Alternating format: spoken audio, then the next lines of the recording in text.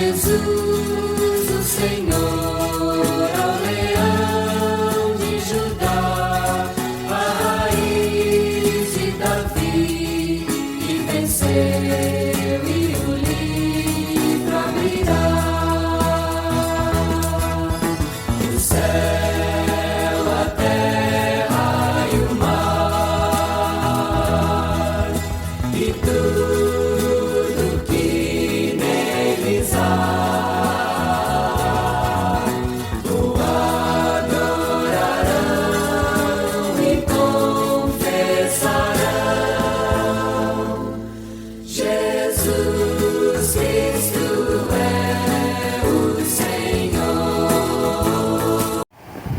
Há um texto sagrado lá em Gênesis 1 que é bastante interessante para esse contexto em particular. Os dias que Deus, em sua magnitude, em seu poder, com a sua mão poderosa, criou todas as coisas. Diz as escrituras lá que Deus criou a divisão das águas. E a demonstração clara lá do texto que ele fez divisão das águas é no verso posterior, quando ele vai dizer que depois que ele fez divisão das águas, ele colocou lá toda sorte de animais e diversidade, criando lá as baleias, os peixes e suas diversidades. Depois ele vai falar lá dos répteis, fazendo distinção entre a água salgada e a água doce. Então está aqui uma demonstração clara, testemunha das verdades de Deus, de que Deus, Ele é sim o Criador de todas as coisas. Está aqui uma das testemunhas claras da demonstração de que existe um Deus Todo-Poderoso, que criou os céus e a terra, o mar e tudo que neles há, vai dizer o texto sagrado lá. Mas aí, discorrendo lá o texto, nós percebemos que Deus criou todas as coisas e colocou o homem para cuidar e guardar da criação. Mas ao perceber essa magnitude, essa glória, o homem, através de sua mulher, coabitando com a sua mulher, decidiu, por sua livre agência, dar ouvido à serpente e pecar contra Deus, pecar contra os mandamentos de Deus. E aí o homem ele sai do jardim alienado, foi expulso do jardim e se tornou alienado de Deus, sem Deus, porque fora do jardim, fora do paraíso, é viver sem Deus. Aí um texto paralelo, e queremos trazer aqui a nossa mente, é o texto lá do Salmo 53, quando vai narrar lá que o homem sensato, o louco no seu coração, vai dizer: diz o louco no seu coração, não a Deus. Aquilo ali é uma demonstração clara do homem alienado, do homem que saiu do jardim do Éden, alienado de Deus, do homem que está destinado à condenação eterna, do homem que, se ele não se arrepender, vai ser visitado com a ira do Cordeiro.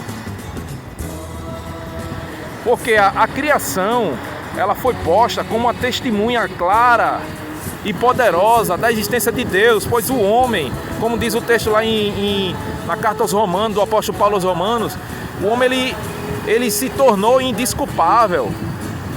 Ele não pode, de hipótese nenhuma, dizer que não há Deus, porque a própria criação diz: há Deus.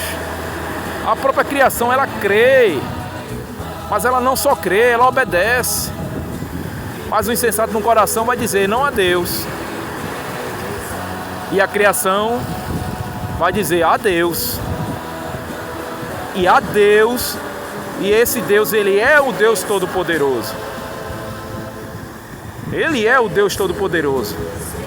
E a prova e a demonstração de que há Deus é que a criação obedece a esse Deus Todo-Poderoso.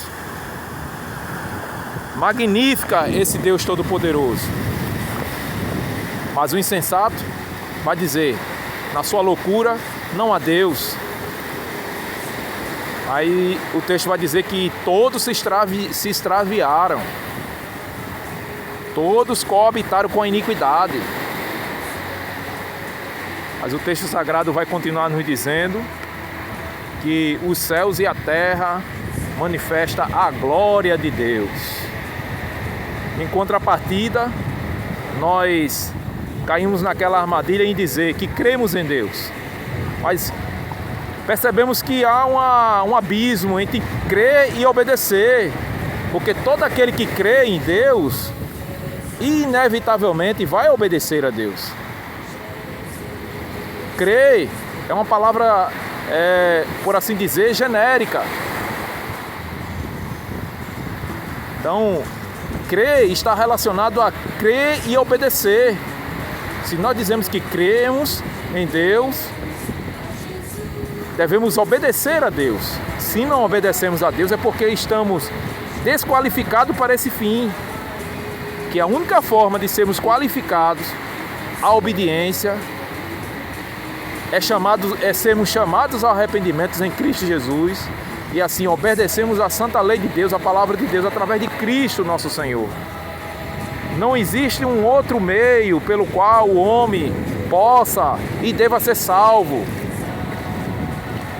O único meio do homem ser salvo é através de Cristo Jesus. Ser chamado ao arrependimento, passar a crer e obedecer. E a criação está aqui, dizendo que não só crê, mas ela obedece. E qual é a prova que nós temos de que a criação obedece? São os comandos. A criação, ela está sendo posta aqui. Essas ondas que vêm e que vai, é uma demonstração de que ela está de prontidão a obedecer a esse Deus Todo-Poderoso. Então, as marés é uma demonstração clara disso.